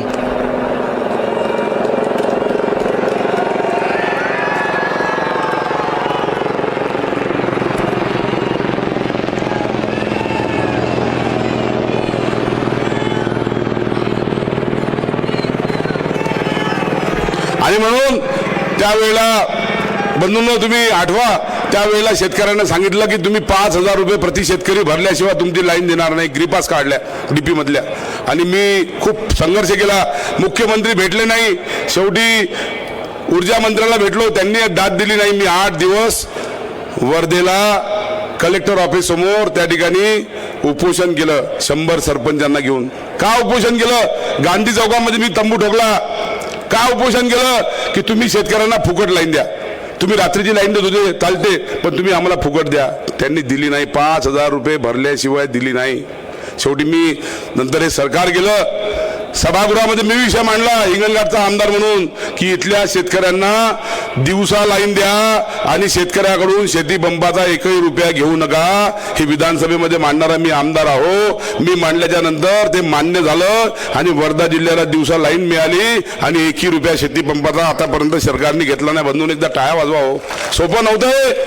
विचार करा ना, ज्या उद्धव ठाकरे साहेबांनी 5,000 रुपये घेतल्याशिवाय लाईन दिली नाही. जे शरद पवार साहेब आहे, काँग्रेसवाले आहे आणि आज शेतकऱ्यांच्या गोष्टी करून राहिले. समजलं का? यांनी लाईन दिली नाही. मी 8 दिवस बसलो बंधूंनो, तब्येत खराब होतपर्यंत, पण त्याची दखल घेतली नाही बंधूंनो. आणि म्हणून अशा अनेक गोष्टी झाल्या. चांगल्या योजना ज्या सरकारने दिल्या ते सरकार गेलं आणि महायुतीत सरकार आलं. एकनाथ शिंदे साहेब मुख्यमंत्री झाले. देवेंद्र फडणवीस साहेब उपमुख्यमंत्री आणि अजित पवार साहेब उपमुख्यमंत्री झाले. तेव्हापासून ह्या 2.5 वर्षामधले काम आहे. बघा, जो विकास झाला, जो निधी आला, जे निर्णय झाले, पहिला निर्णय तर महिलांसाठीच घेतला, बसमध्ये अर्धी तिकीट केली आमच्या भगिनीसाठी. दुसरा निर्णय घेतला की महिलांना दरवर्षी आनंदाचा शिधा 100 रुपयामध्ये ज्या काही वस्तू दिल्या त्या सुद्धा महिलांशी निगडित आहे. आणि तिसरी योजना मंजूर केली ती म्हणजे मुख्यमंत्री माझी लाडकी बहीण आणि 1500 रुपये दिले. मला आश्चर्य या गोष्टीचं वाटते बंधूंनो की हिंगणघाट विधानसभेमध्ये या लाडक्या बहीण जी समिती आहे सरकारने बनवलेली, या समितीमध्ये मी अध्यक्ष आहे आणि 2 महिला त्याच्यामध्ये सदस्य आहे आणि उपाध्यक्ष सचिव तहसीलदार आहे. आता तर ती समिती बरखास्त झाली कारण की आता आचारसंहिता लागली म्हणजे लागल्यामुळे. पण त्याच्यामध्ये मी माहिती घेतली किती महिलांनी भरले फॉर्म आणि किती महिलांनी नोंदणी केली. आपल्या या हिंगणघाट विधानसभेमध्ये जवळपास 86,000 महिलांनी लाडकी बहिणीची नोंदणी केली. 86,000 पैकी मला वाटते एक 500-700 महिलांचा किंवा 1000 महिलांच्या खात्यात पैसे नसेल आले. कोणाचं नाव चुकलं, कोणाचं केवायसी झालं नाही, कोणाचं उशाचा आशा झालं, कोणाचा दुसऱ्या खात्यामध्ये पैसे गेले. पण किमान 85,000 महिलांच्या खात्यामध्ये या हिंगणघाट समुद्रपूर सिंधी रेल्वेच्या पैसे आले. मला खूप आनंद आहे. मी सर्व बघितलं. मी महाविकास आघाडी पण बघितली आणि हे पण बघितलं बंधूंनो. आणि म्हणून या गोष्टीचा विचार करायचा आहे. आता निवडणूक आली, खोट्या गोष्टी पसरवणं सुरू आहे. आपण आता जसं अर्चनाताई वानखेडेंनी सांगितलं खरं आहे, लोकसभेमध्ये खोटा प्रचार केला आणि खोटा प्रचार करून तुतारीला मतदान घेतलं. प्रचार कोणता होता की नरेंद्र मोदी देशाचे पंतप्रधान झाले तर घटना बदलणार आहे. अरे 10 वर्ष मोदीजी पंतप्रधान होते, त्यांनी घटना बदलली नाही आणि आता बदलणार होते. पण खोटं बोलून मतं घ्यायचे होते. सकाळ दुपार संध्याकाळ फेसबुक व्हॉट्सअपवर एकच मेसेज. आणि हे मेसेज टाकण्यासाठी माणसं आता नियुक्त केलेले आहे बंधूंनो. आपल्या जिल्ह्यामध्ये माणसं आहे करायची सारखे, कराळे मास्तर सारखे. हे या ठिकाणी मोदीजींना शिवा दे, यांना शिवा दे, त्यांना शिवा दे, हेच काम सुरू आहे. हेच काम लोकसभेत केलं आणि हेच काम आताही सुरू आहे. 1500 रुपये जेव्हा लाडकी बहीणचे मंजूर केले तेव्हा हेच लोक हायकोर्टमध्ये गेले की योजना रद्द करा म्हणून. कोण? हे काँग्रेसचे बगल बच्चे. हायकोर्टाने सांगितलं की आम्ही रद्द करू शकत नाही. मग शेवटी आता म्हणते 1500च तर दिले, महागाई तसं वाढवली, अमुक्त केलं, गॅसचे भाव वाढवले. अरे मग तुम्ही काँग्रेसच्या काळात दिले काहून नाही? काँग्रेसच्या काळामध्ये तुम्ही आमच्या बहिणीला 500 रुपये तरी द्यायचे होते ना, दिले का तुम्ही 500 रुपये तरी? आमच्या लाडक्या बहिणी तुम्हाला आठवल्या का? नाही आठवल्या. आता पोटात मळमळ करत आहे. त्यांना असं वाटतंय आता या महाराष्ट्रातल्या लाडक्या बहिणी आता पुन्हा हे महायुती सरकार आणल्याशिवाय राहत नाही. आणि म्हणून बंधूंनो हे यांच्यापासून सावध राहा. हे खोटं बोलतात. शेवटी मोदीच पंतप्रधान झाले, घटना बदलली का? बदलली का घटना? पण त्यावेळेला खोटे बोलले, आताही खोटे बोलत आहे. आणि म्हणून सर्वात पहिले पंतप्रधान देशाचे 100 कोटी जनतेला काही ना काही दिलं. निवडून आले म्हणजे पंतप्रधान झाल्याबरोबर पहिले खाते उघडायला लावले. बँकेमध्ये जा, ज्यांनी कधी बँकेचा दरवाजा पाहिला नाही त्याने बँकेत जाऊन पहिले खातं उघडा. लोकांना वाटलं खाता कशाला उघडायचं, 0 बॅलन्स मध्ये खाते उघडले. नंतर त्याच्यात पैसे यायला लागले.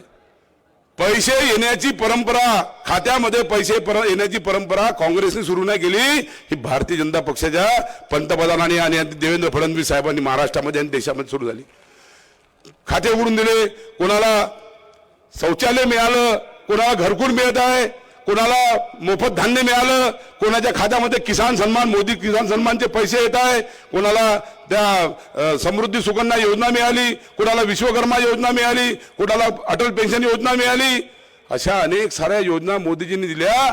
म्हणजे देशातल्या 100 कोटी लोकांना दिल्लीमध्ये बसून काही ना काही पाठवलं. हे काँग्रेसने केलं का? नाही केलं. त्यांच्या पोटात दुखत आहे आणि म्हणून हे खोटं बोलतात आहे. आणि म्हणून एखाद्या वेळेला जर आपण कन्व्हिन्स करू शकलो नाही तर कन्फ्यूज करायचं. कन्व्हिन्स म्हणजे काय? एखाद्या वेळेला आपण समजवू शकलो नाही, कन्व्हिन्स जर करू शकलो नाही तर कन्फ्यूज करण्याची भूमिका ही आता यांची आहे. आता मला आजच समजलं की 100 विद्यार्थी बाहेर गावचे हिंगणघाटला आलेले आहेत. त्याच्यातले 2 विद्यार्थी गेले होते पिपरी गावामध्ये, हिंगणघाट पिपरी, आणि तिथे विचारलं, चौकशी केली तर ते बाहेर गावचे होते. काम काय? पांठेल्यावर उभं राहायचं आणि खोट्या चर्चा पसरवायच्या. खोट्या चर्चा पसरवण्यासाठी आता 100 लोक इथं आलेले आहेत. म्हणून सावध राहा. आपापल्या गावामध्ये जर असे कोणी चर्चा पसरवण्यासाठी आले तर आपण बघा. आता त्या वणीला एक वणीवरून मेसेज आला का त्या ठिकाणी कुणबी समाजाला कोणीतरी काहीतरी बोललं. तो मेसेज सुरू आहे. मी माहिती घेतली वणीला. काय झालं? काहीही झालं नाही. एकही क्लिप नाही. अरे आपण शेवटी कानावर विश्वास ठेवणार आणि आपल्या डोळ्यावर विश्वास ठेवणार. वणीमध्ये कोणी काही बोललंच नाही. आजच्या लोकमतमध्ये ही बातमी आहे, वाचून घ्या. वणीत कुणबी समाजाबद्दल तसे कोणी बोललेच नाही. वस्तुस्थिती आली समोर, पण फेसबुक आणि व्हॉट्सअपवर जोरात चालू आहे. सांगा, हे अशा पद्धती म्हणजे एक तरी घटना दिसली पाहिजे, जे खरं आहे ते दिसलं पाहिजे, पण काही नाही. पण अशा पद्धतीचं संभ्रम लोकांमध्ये पसरवण्याचा प्रयत्न करतोय. बंधू भगिनींनो, लक्षात ठेवा, या निवडणुकीमध्ये ओलही जरते आणि वारलंही जरते. आणि म्हणून या गोष्टीकडे आपण सर्वांनी लक्ष ठेवलं पाहिजे. बंधूंनो, मी या ठिकाणी 10 वर्ष काम केलं, इमाने इतबारे काम केलं. जो माझ्या मतदारसंघातला कोणी जिवंत माणूस आहे, त्याच्या अंगात लाल रक्त आहे, तो माझा भगवंत आहे. अशा पद्धतीने काम केलं आपण. आदरणीय गडकरी साहेबांचं या ठिकाणी या माननीय गडकरी साहेब, या देशाचं भूषण माननीय गडकरी साहेबांचं आगमन या ठिकाणी होत आहे. साहेब, या आपलं स्वागत आहे साहेब. खूप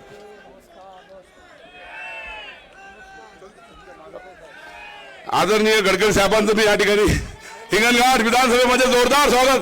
बोलो गडकरी साहेब, आगे बोलो.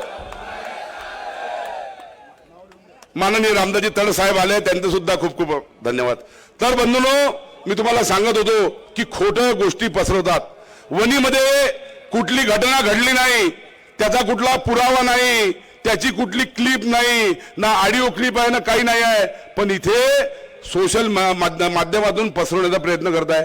हिंगणघाटला तर निषेधही केले त्यांनी. ते इथपर्यंत सांगितलं का हिंगणघाटला घडलं म्हणून. बघा, हे अशा पद्धतीनं खोटे बोलणारे लोक आहे आणि म्हणून यांच्यापासून सावध राहा. बंधूंनो, तुम्हाला ठरवायचं आहे कोणाच्या हातामध्ये हा मतदारसंघाचं काम केलंय. मी तुम्हाला मगाच सांगितलं की मी मनुष्य सेवा ही ईश्वर सेवा. तो कुठल्याही पक्षाचा माझ्याकडे आल्याच्या नंतर मी त्याच्यामध्ये भगवंत पाहतो आणि त्याचं काम कसं होईल हा प्रयत्न मी करतो बंधूंनो. आणि म्हणूनच दिवसभरामध्ये तुम्हाला माहित आहे, माझ्याकडे रोज 400, 500, 1000 लोकांची माझी ओपीडी आहे. तुम्हाला माहित आहे, माझ्याकडे आलं तर 3-3 तास लागते मला भेटायला. गोष्ट खरी आहे की खोटी आहे? खरी आहे की खोटी आहे?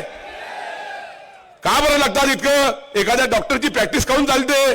कारण की त्या डॉक्टरकडे आराम पडते, लवकर पडते की नाही. आणि म्हणून माझ्याकडे लोक आज इथपर्यंत परिस्थिती आहे.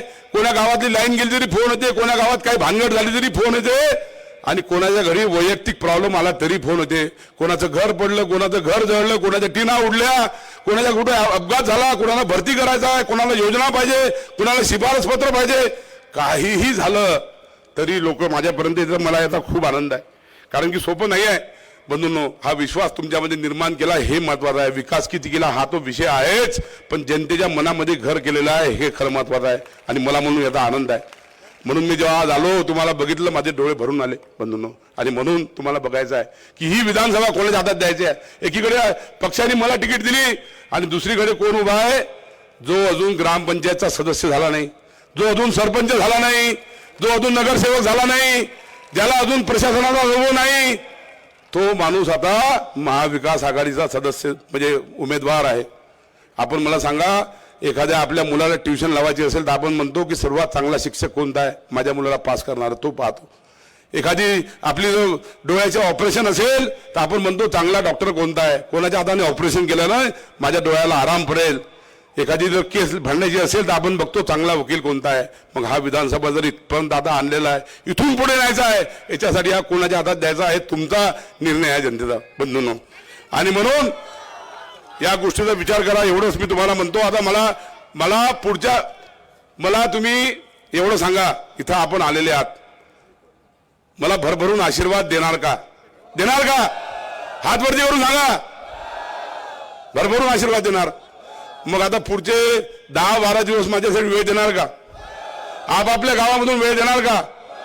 ज्यांनी मेडिकल कॉलेजला विरोध केला, ज्यांनी कुठलंही काम केलं नाही, ज्या महाविकास आघाडीने नुसतं शेतकऱ्याकडे पाठ फिरवली, लाईन दिली नाही, अशा लोकांना आपण निवडून देणार का? आणि म्हणून मग मी तुम्हाला एवढंच सांगतो की फक्त पुढचे 10 दिवस माझ्यासाठी द्या.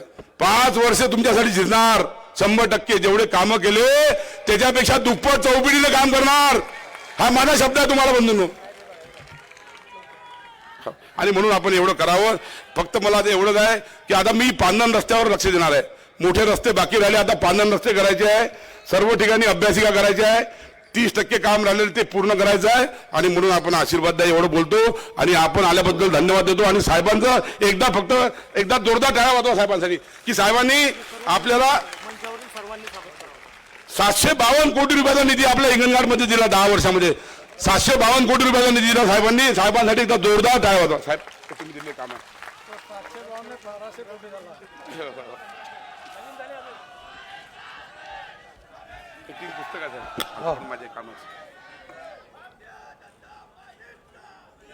आपल्या सगळ्यांचे आवडते लोकप्रिय उमेदवार समीरजी, आदरणीय रामदासजी, मंचावर उपस्थित सर्व सन्माननीय प्रमुख नेते मंडळी आणि उपस्थित बांधवांनो आणि बहिणींनो, मला लवकरच अंधार व्हायच्या आत वर्धेला उतरायचं आहे. त्यामुळे मी ताबडतोब बोलण्याकरता उभा झालो आणि सगळ्यांची नावं काही घेतली नाही. आपल्या सगळ्यांना माहिती आहे की आज आपलं गाव कसं दिसत आहे. मी 50 वर्षापूर्वी आपल्या गावामध्ये आलो होतो. त्यावेळेचं गाव आणि आताचं गाव संपूर्ण बदलून गेलेलं आहे.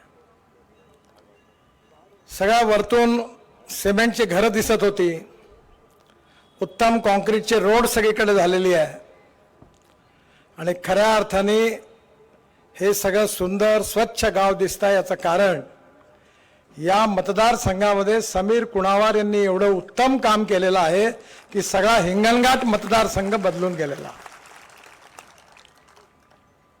केवळ माझ्या विभागातर्फे हिंगणघाट मतदारसंघात 1500 कोटी रुपयाची कामं झाली. आता ते मेन रोडवरची कामं त्यांनी सोडून दिली होती. आपल्या सगळ्यांना या गोष्टीचा विश्वास आहे की आपल्या देशाचा विकास झाला पाहिजे असं सगळेच जण म्हणतात. 1947 साली आपल्याला स्वातंत्र्य मिळालं. पंडित जवाहरलाल नेहरू देशाचे प्रधानमंत्री झाले. त्यानंतर आजपर्यंत 75 वर्षाच्या काळामध्ये 60 वर्ष राज्य करण्याची संधी काँग्रेस पार्टीला मिळाली. ग्रामपंचायत काँग्रेसची, जिल्हा परिषद काँग्रेसची, पंचायत समिती काँग्रेसची, नगरपालिका काँग्रेसची, महानगरपालिका काँग्रेसची, मुंबईत राज्य काँग्रेसचं, दिल्लीत राज्य काँग्रेसचं. बैलजोडी होती, आपण बैलजोडीवर ठप्पे मारले. मग गाय वासरू आला, मग गाय वासरूवर ठप्पे मारले. मग पंजा आला, पंजावर ठप्पे मारले. कधी गरिबी हटावचा नारा आला, कधी 20 कलमी, कधी 40 कलमी, कधी 5 कलमी कार्यक्रमाची घोषणा झाली. गरिबी हटावचा नारा दिला गेला, पण या देशाची गरिबी मात्र हटली नाही. गरिबी हटली तर काँग्रेस पार्टीच्या नेत्यांची मात्र जरूर गरिबी हटली. मी ज्यावेळी महाराष्ट्रामध्ये मंत्री होतो त्यावेळी मुंबई पुणे एक्सप्रेस हायवे, 55 उड्डाणपूल, वरळी बांद्रा सीलिंग प्रोजेक्ट सारखे प्रोजेक्ट बांधण्याची संधी मला मिळाली. त्यावेळी अटल बिहारी वाजपेयी देशाचे प्रधानमंत्री झाले. सुंदरलाल पटवा ग्रामीण विकास खात्याचे मंत्री झाले. तेव्हा त्यांनी मला, अटलजींनी दिल्लीला बोलावलं आणि मला सांगितलं की तू शहरात खूप कामं केली, पण हिंदुस्थानमधल्या गावांवर अन्याय झाला. आज गावामध्ये जायला चांगले रस्ते नाही आहे. त्यावेळी अटल बिहारी वाजपेयींनी माझ्या अध्यक्षतेखाली एक कमिटी अपॉइंट केली आणि त्या कमिटीच्या माध्यमातून खऱ्या अर्थाने पहिली योजना, या देशातली आज फ्लॅगशिप योजना जी आहे ती योजना बनवण्याचं भाग्य मला लाभलं. त्या योजनेचं नाव आहे प्रधानमंत्री ग्राम सडक योजना. आणि हिंदुस्थानच्या इतिहासामध्ये 6.5 लाख गावापैकी 3.5 लाख गावांना मजबूत रस्त्यांनी जोडण्याचं काम हिंदुस्थानच्या इतिहासात कोणा नेत्यांनी केलं असेल तर त्याचं नाव अटल बिहारी वाजपेयी आहे, हे मी अभिमानाने सांगू शकतो. आज आपल्या भागामध्ये रस्ते झाले, त्यामुळे विकास झाला. माझ्याकडे, मी मुंबईत मंत्री असताना American president John F Kennedy यांचं वाक्य लिहून ठेवलं होतं माझ्या खुर्चीच्या मागे. ते वाक्य होतं की American roads are not good because America is rich, but America is rich because American roads are good. America धनवान आहे म्हणून अमेरिकेतले रस्ते चांगले नाही, तर अमेरिकेतले रस्ते चांगले झाले म्हणून अमेरिका धनवान झाली. आज आपल्या देशामध्ये आपण कुठेही जा, उत्तम रस्ते बनलेत. जे काँग्रेस पक्ष 60 वर्षात नाही करू शकलं ते आम्ही 10 वर्षात करून दाखवलं. हेच आपल्या सगळ्यांच्या समोर आहे. मला माहिती आहे की समुद्रपूर हे शेतकऱ्यांच्या चळवळीचं एक केंद्र असलेलं गाव होतं. शरद जोशी साहेबांना आणि त्यांच्या विचारांना मानणाऱ्यापैकी मी पण एक आहे. त्यांनी त्यावेळी सांगितलं होतं की आपण ग्लोबल इकॉनॉमीमध्ये आहोत, त्यामुळे आता शेतमालाचा भाव आपण ठरवू शकत नाही. आज आपल्या इथे खताचे औषधाचे भाव वाढत आहेत, पण सोयाबीन असेल, साखर असेल, कापूस आहे, याला भाव मिळत नाही. कारण मक्याचे भाव अमेरिकेत ठरतात, सोयाबीनचा भाव अर्जेंटिनामध्ये ठरतो, साखरेचा भाव ब्राझीलमध्ये ठरतो.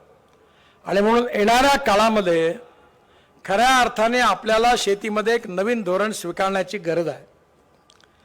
मी 2004 पासून बोलत होतो, लोक माझ्यावर विश्वास ठेवत नव्हते, पण मी सांगत होतो की या देशातला शेतकरी केवळ अन्नदाता नाही आहे, तर तो ऊर्जादाता झाला पाहिजे. केवळ ऊर्जादाता नाही तर इंधनदाता झाला पाहिजे. इंधनदाता नाही तर हवाई इंधन दाता झाला पाहिजे. हवाई इंधन दाता नाही तर बिटुमिन दाता झाला पाहिजे. आणि बिटुमिन दाता नाही तर आता हायड्रोजन दाता. आणि त्याचबरोबर खऱ्या अर्थाने आज आपला देशातला शेतकरी सगळ्या बाबतीत यशस्वी झाला. मी ट्रान्सपोर्ट मंत्री आहे. आज मी ज्यावेळी म्हणलं की electric scooter, electric car, electric buses या देशात येतील, लोक हसायचे. मला पत्रकार प्रश्न विचारायचे की इलेक्ट्रिकची गाडी रस्त्यात बंद झाली तर धक्का मारायला तुम्ही याल का? आज देशात 300 पटीने इलेक्ट्रिकच्या गाड्या वाढल्या. आणि साखरेच्या, उसाच्या रसापासून, मोलॅसेसपासून, मक्यापासून, तांदूळाच्या ब्रोकन राईसपासून, बांबूपासून, तणसापासून, पराठ्यापासून आता इथेनॉल तयार व्हायला लागलं. आणि माझ्याकडे टोयोटो कंपनीची इनोवा गाडी आहे की जी 100% शेतकऱ्यांनी तयार केलेल्या इंधनावर चालते. ते स्वप्न पूर्ण झालं. आणि 60% वीज तयार करते. आणि पेट्रोलच्या याच्यात जर भावाची तुलना केली तर 25 रुपये लिटर पेट्रोलचा भाव होतो. मी 2 महिन्यापूर्वी बजाज कंपनीची मोटरसायकल पुण्यामध्ये लॉन्च केली. ती CNG वर आहे. आणि त्यांनी सांगितलं की 1 किलोमीटर जायला पेट्रोलच्या मोटरसायकलचा खर्च 2 रुपये 25 पैसे येतो. आणि CNG वर चालणारा मोटरसायकलचा खर्च फक्त 1 रुपया येतो. आज आपण गॅसचा सिलेंडर वर्धा जिल्ह्यात, नागपूर जिल्ह्यात सगळे विकत घेतात, पण आता तुमच्याकडे सगळीकडे गॅसची पाईपलाईन टाकणं सुरू झालेलं आहे. आणि येत्या वर्षभराच्या आत तुम्हाला सिलेंडर घेण्याची गरज नाही, तुमच्या घरामध्ये पाईपलाईननी गॅस येणार आहे आणि गॅसची किंमत 30% कमी होणार आहे. आणि तुमची स्कूटर, तुमची कार इलेक्ट्रिकवर, बायोफ्युएल आणि अल्टरनेटिव्ह फ्युएलवर आली की तुमची 50% बचत होणार आहे. आणि त्यामुळे जवळपास मध्यमवर्गीय माणसाचा, स्कूटरवाले जे असतील त्यांचा 8 ते 10 हजार रुपये, आणि ज्यांच्याकडे मोटर आहे त्यांचा 15 ते 20 हजार रुपये महिन्याची बचत होणार आहे. हा देश बदलत आहे. आणि म्हणून diversification of agriculture towards energy आणि पॉवर सेक्टर. तुमच्या वर्धा जिल्ह्याला जेवढी वीज लागते तेवढी वीज आम्ही तुमच्या मागे पूर्ती कारखान्यात तयार करतो. आपल्या इथल्या उसाच्या चिपाडापासून तराट्या, तुराट्या सगळ्याचा वापर करतो. येणाऱ्या काळामध्ये टेक्नॉलॉजी बदलते आहे. माझी आपल्याला विनंती आहे की आपण याचं अध्ययन केलं पाहिजे. माझ्याकडे स्वतः एका एकरामध्ये 88 टन ऊस झाला, 10 एकरात 880 टन झाला, एकरी 11 क्विंटल सोयाबीन झाला. आणि आत्ता माझ्याकडे जी तुरी आहे ती माझ्यापेक्षा 6 फूट उंच आहे. कारण मी जे खत वापरलं ते आमच्याकडे बायो फर्टिलायझर आहे, भूसुरक्षा म्हणून. आणि आपल्या इथलं अॅमिनो ॲसिड केसापासून तयार केलेलं वापरलं आणि आम्ही ड्रोनमधून स्प्रेइंग केलं. जर आपण एका एकरामध्ये जर 4 पोते युरिया टाकला आणि 4 पोते मिश्र खत टाकले तर 8 पोते लागतात. पण आपण त्यावेळी जे फेकते औषध हे खतं फेकतो 75% वाया जातं आणि 25% पिकाला जातं. पण आम्ही ड्रोन आणले आमच्या सरकारने. आपल्या भागामध्ये कारखान्यात 4000 एकरावर आपण ड्रोननी यावेळी स्प्रेइंग केलं आणि ज्या ठिकाणी 4 पोते युरिया आणि 4 पोते मिश्रखत लागायचं त्या ठिकाणी 2 बॉटल युरियाच्या आणि 2 बॉटल मिश्रखताच्या लागल्या आणि जवळपास 5 ते 6000 रुपये एकरी बचत झाली. कारण आपण जेव्हा नॅनो युरिया नॅनो मिश्रखत ड्रोननी मारतो तो 75% प्लांटला जातं आणि 25% फक्त वेस्ट होतं. टेक्नॉलॉजी बदलली. पानिपतमध्ये हरियाणामध्ये आम्ही एक कारखाना मी मागे लागून सुरू करायला लावला इंडियन ऑइलला. तिथे राईस स्ट्रॉ परलीपासून तनसापासून bio ethanol 1 lakh litre 150 tonne bitumen डांबर तयार होतं आणि 88,000 टन हवाई इंधन बायो एव्हिएशन फ्युएल तयार होतं. परवा जेव्हा नागपूरच्या एअरपोर्टचं उद्घाटन झालं भूमिपूजन झालं तेव्हा मी सांगितलं की 2 वर्षानंतर या ठिकाणी उडणारं जे विमान राहील ते पहिलं विमान आम्ही शेतकऱ्यांनी तयार केलेल्या हवाई इंधनावर चालवू हे मी त्या ठिकाणी घोषित केलं. तुम्हाला माहिती आहे मी फोकराळ मारणारा नेता नाही आहे. मी जे बोलतो वो डंगे की चोट पर पूरा करके दिखाता हूं. ज्याला पाहिजे ते या. आणि त्यामुळे येणाऱ्या काळात शेतकरी या देशाचा कणा आहे. पण ॲग्रिकल्चर ग्रोथ रेट वाढत नाही आहे. आपण 22 लाख कोटी रुपयाचं petrol diesel fossil fuel import करतो. माझं स्वप्न आहे की या देशातला शेतकरी इथेनॉल तयार करेल आणि 10 लाख कोटी रुपये हे जे इम्पोर्टमध्ये चालले त्यातले 22 लाख कोटीपैकी 10 लाख कोटी आपल्या शेतकऱ्याच्या घरात जातील. हा काळ बदलला आहे. मक्याला मागच्या वेळी 1200 रुपये क्विंटल भाव होता. पण मक्यापासून इथेनॉल सुरू झाल्याबरोबर बिहार यूपी सगळ्या देशात मक्याचा भाव 2400 रुपये क्विंटल आज बाजारात आहे. हा 2400 रुपये भाव का मिळाला? कारण मक्यापासून इथेनॉल सुरू झालं. आज आपल्या इथे पाण्याच्या प्रश्नावर आपण संघर्ष करतोय. सगळ्याच ठिकाणी धरणाचं पाणी पोहोचवणं शक्य नाही. मला आनंद आहे आपल्या वर्धा जिल्ह्यातल्या माधव कोटस्थाने त्याच्याबरोबर एक मोठी टीम आहे आणि आम्ही जलसंवर्धनावर 10-12 वर्षापासून काम करतोय. धावणाऱ्या पाण्याला चालायला लावा, चालणाऱ्या पाण्याला थांबायला लावा, थांबलेल्या पाण्याला जमिनीला प्यायला लावा. गावातलं पाणी गावात, घरातलं पाणी घरात, शेतातलं पाणी शेतात. तामसवाडाचा प्रकल्प हा नीती आयोगाने त्याची तारीफ केली. आपल्या वर्धा जिल्ह्यातला अनेक ठिकाणी प्रकल्प झाले. आणि एवढंच नाही तर माझ्या स्वतःच्या गावामध्ये धापेवाड्याला नदीचं खोलीकरण रुंदीकरण केलं. मार्च महिन्यात 1 तास फक्त पंप चालायचा, आता 8 तास चालतो. आणि भारत सरकारने 7.5 हॉर्स पॉवरचे 3 पंप सोलरचे मला मिळाले. मी ते विहिरीवर लावले. आता वीज मंडळावर अवलंबून नाही आहे. 8 तास सोलर पंप आहे. भरपूर पाणी मिळतं. 60 एकर जमीन पूर्ण सिंचनाखाली आली. समीरला माझी विनंती आहे की आपल्या जिल्ह्यामधल्या प्रत्येक शेतकऱ्याला पाणी मिळालं पाहिजे. हिंगणघाट तालुक्यामध्ये आपण सिंचन 70 ते 80% झालं पाहिजे. धरणं आपण बांधू, पाणी आपण अडवू. मी आता आलो पुलगाववरून उडलो त्यावेळी पाहिलं की त्या ठिकाणी बंधारा बांधला होता, ब्रिज कम बंधारा. अनेक ठिकाणी आपण पाण्याचं जसं आपण रिटायर्ड होईस्तोवर दर महिन्याला पैसे जमा करतो बँकेत आणि मग रिटायर झाल्यावर ते पैसे बँकेत फिक्स डिपॉझिटवर टाकतो आणि आपल्याला महिन्याला व्याज मिळतं. तसा आपल्याकडे पावसाळ्यात पडणारा पाऊस आपण जमिनीत साठवला, डिपॉझिट केला तर उन्हाळ्यात तो आपल्याला वापरता येईल आणि आपल्या शेतीचं उत्पन्न 2.5 पटीने वाढेल. म्हणून आमच्या सरकारने सोलर पंपाची योजना आणली. मी पंजाबराव कृषी विद्यापीठ अकोल्याला 36 तलाव बांधले. 1000 तलाव महाराष्ट्रात फुकट बांधले. अनेक भागामध्ये रस्त्याचे पुलाची कामं करायला माती लागायची. शेतकऱ्याच्या शेतातली माती घेतली आणि तलाव तयार करून दिले. मला 9 डॉक्टरेट मिळाल्या, डिलिट्स मिळालेल्या आहेत आणि त्यापैकी 5 डॉक्टरेट मला कृषी विज्ञानामध्ये मिळाल्या आहेत. तर मी रस्ते, पूल, टनेल खूप बांधल्या, लोकांना माहिती आहे, पण मी शेतीमध्येच जास्तीत जास्त काम करतो आणि त्यामुळे ही गावं समृद्ध संपन्न झाली पाहिजे. स्मार्ट शहर नाही, स्मार्ट विलेज झालं पाहिजे. गावामध्ये उत्तम शाळा असली पाहिजे, गावामध्ये उत्तम दवाखाना असला पाहिजे, गावामध्ये प्यायला 24 तास शुद्ध पाणी असलं पाहिजे, गावामध्ये 24 तास वीज असली पाहिजे, शेतकऱ्याच्या मालाला किंमत मिळाली पाहिजे आणि तरुण मुलाच्या हाताला काम मिळालं पाहिजे. हा सगळ्यात महत्त्वाचा प्रश्न आहे. पण कसा मिळणार? गहू स्वस्त आहे, ब्रेड बिस्किट महाग आहेत, टमाटर संत्र स्वस्त आहे, ज्यूस महाग आहे. आपल्याकडे अनेक बाबतीमध्ये आपल्याला व्हॅल्यू एडिशन केलं पाहिजे आणि त्याकरता टेक्नॉलॉजीचा उपयोग केला पाहिजे. आज आपल्या देशामध्ये ब्ल्यू इकॉनॉमी म्हणजे फिशिंगची इकॉनॉमी 7 लाख कोटी रुपयाची आपल्याला करायला आहे. आपल्या तलावामध्ये आपण फिशिंग केलं पाहिजे. अनेक नवीन नवीन, आता मदर डेअरी आणली आपण.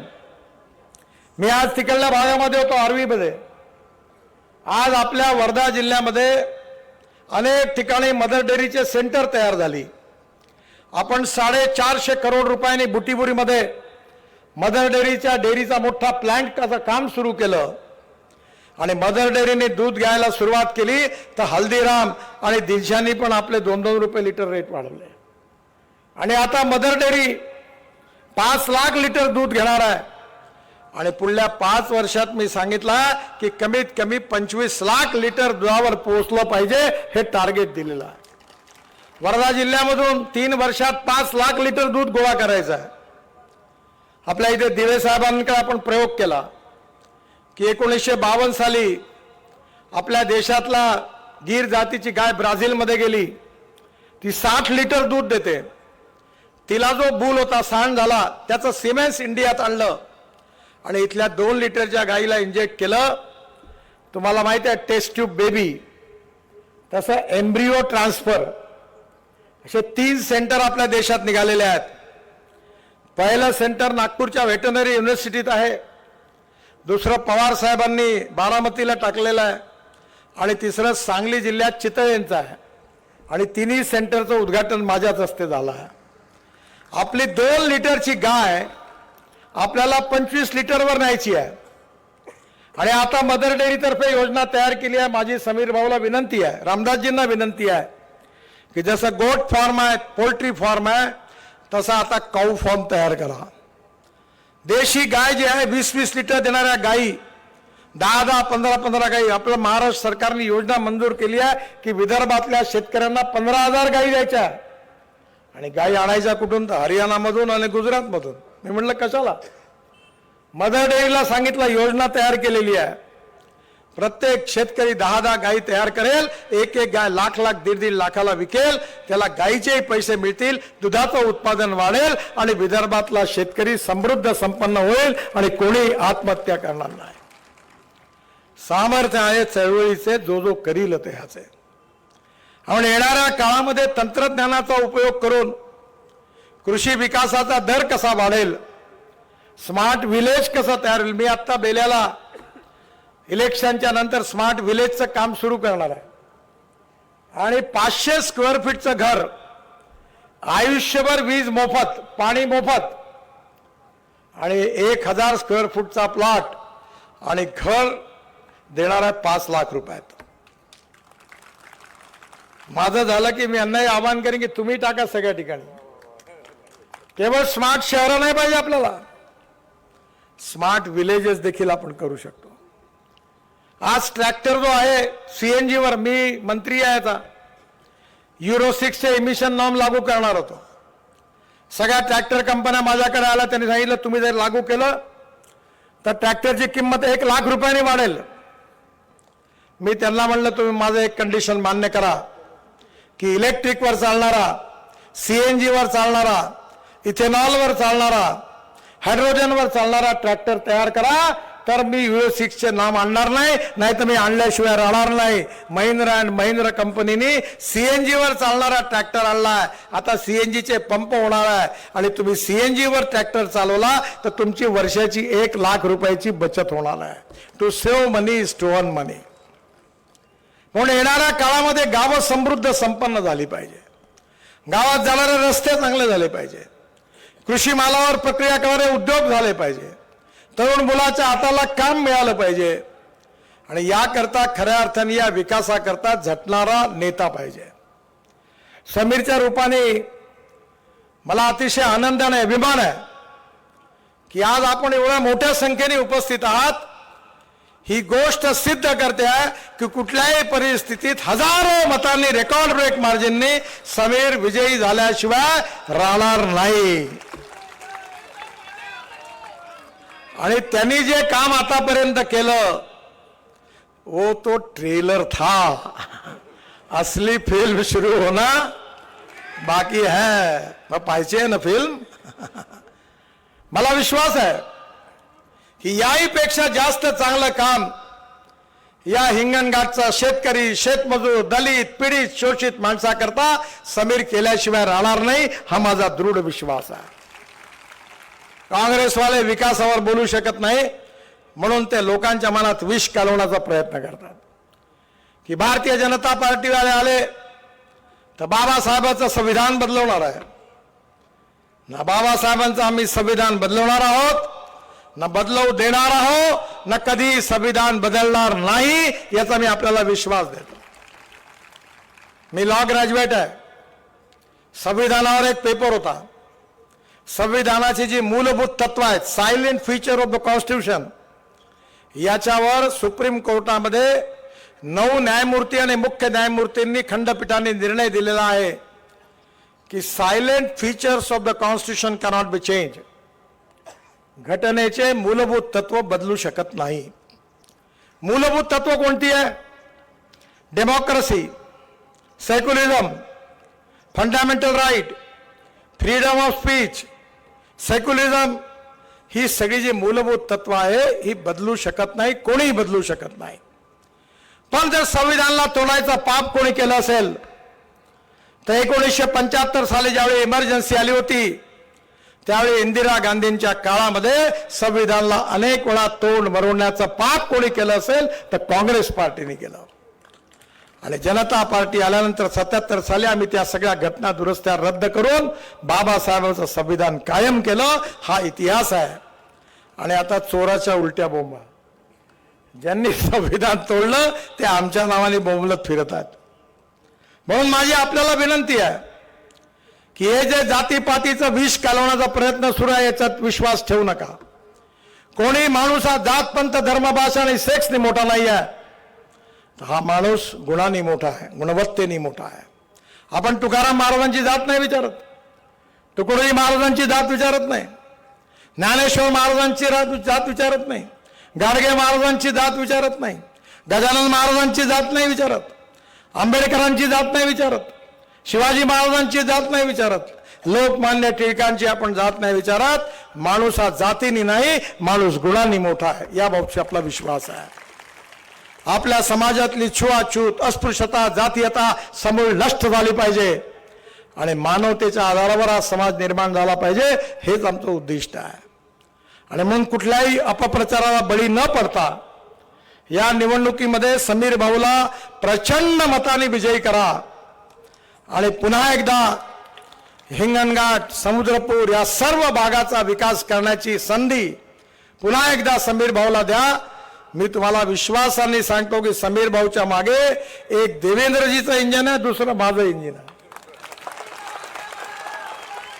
आणि मी तो मंत्री आहे जो सांगतो की पैशाची कमी नाही आहे, या देशात इमानदारीने काम करणाऱ्यांची कमी आहे.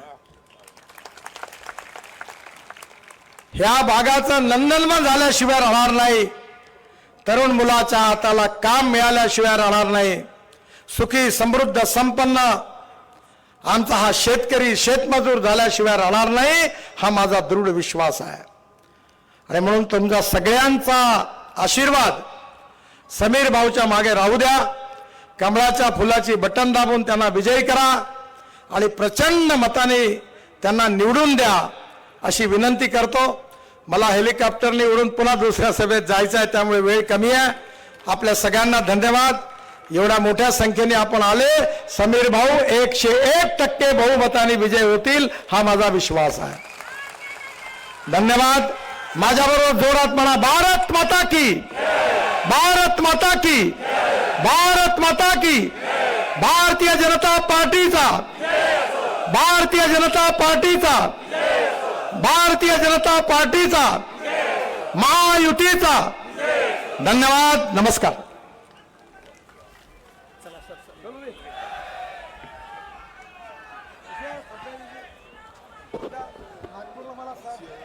धन्यवाद साहेब. या ठिकाणी आपण मार्गदर्शन केलं. आपल्या या जनतेच्या वतीनं समीर भाऊला प्रचंड मताधिक्याने विजय करण्याचा संकल्प या ठिकाणावरून घेऊन जायचा आपल्याला. आणि या सभेचा आभार प्रदर्शन करण्याकरता मी आमंत्रित करतो हिंगणघाट विधानसभेचे निवडणूक प्रमुख सन्मान्य संजयजी डेने या सभेचा आभार प्रदर्शन करतील.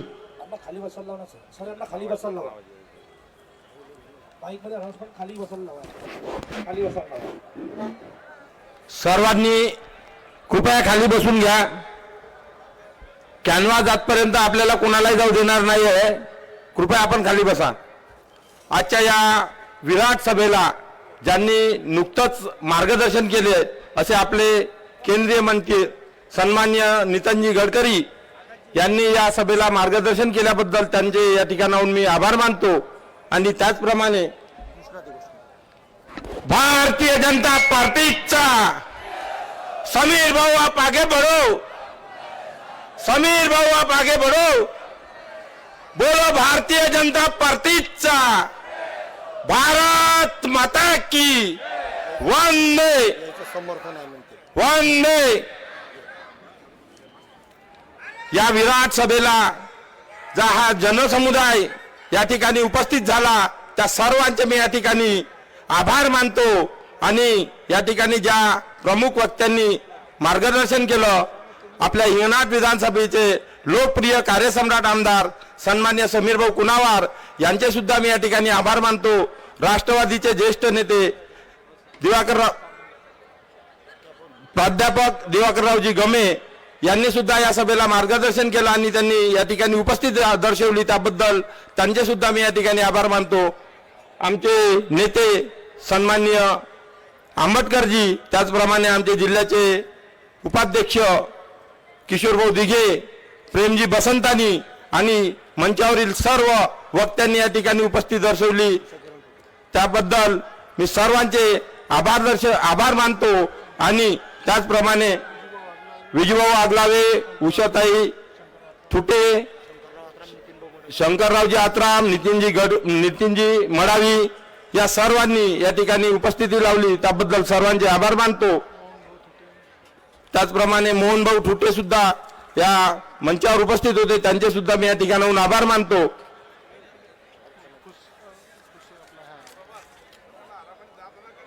सर्वांना सूचना आहे, आपण सर्वांनी शांततेत जावं. आपल्या मंडळाच्या अध्यक्षाशी आपण चर्चा करा.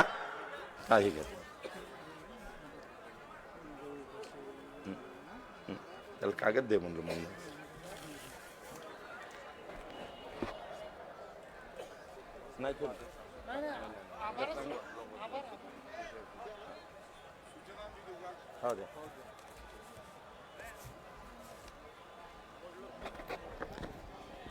सर्वांना विनंती आहे की प्रचंड गर्दी झालेली आहे, थोडं थांबून जा. महिलांनी तर थांबून जा 10 मिनिटं आणि महिलांनी 5-10 मिनिटं बसून पहिले. विराट सभा या ठिकाणी झालेली आहे. खरंच इतके लोक या ठिकाणी आले विश्वासाने आनंदाने, मला खूप भरून आलं. साहेबांनी खूप तारीफ केली गडकरी साहेबांनी. आणि म्हणून थोडं शांततेने आरामाने थोडं 5 मिनिटांनी 10 मिनिटांनी निघा अशी विनंती करतो आणि सुखरूप घरी जा एवढी विनंती करतो.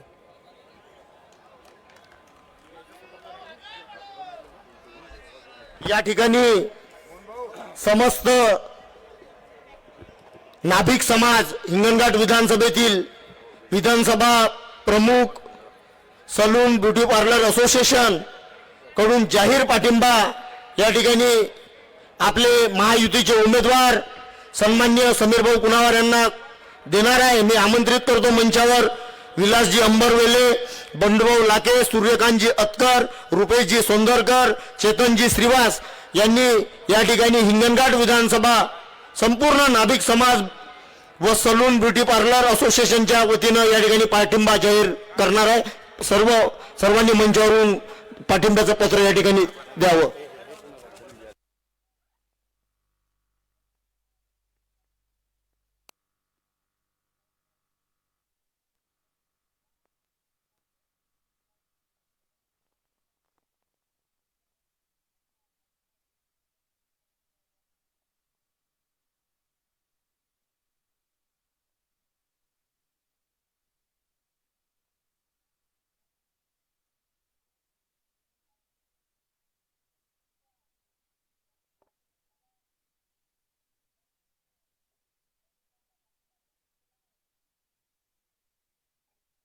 त्यांचे सुद्धा आभार. आणि या ठिकाणी ज्या संघटना पाठिंबा घोषित करत आहे, नाभिक संघटना व परिट संघटना, यांचे सुद्धा मी हिंगणघाट विधानसभा भारतीय जनता पार्टीच्या वतीने हृदयपूर्वक आभार मानतो. परिट समाज हिंगणघाट विधानसभेच्या वतीनं प्रचंड टाळ्याच्या गजरात यांचं स्वागत करूया. बोलो भारत माता की. दोन्ही हात वर करून समीर भाऊ आगे बढो.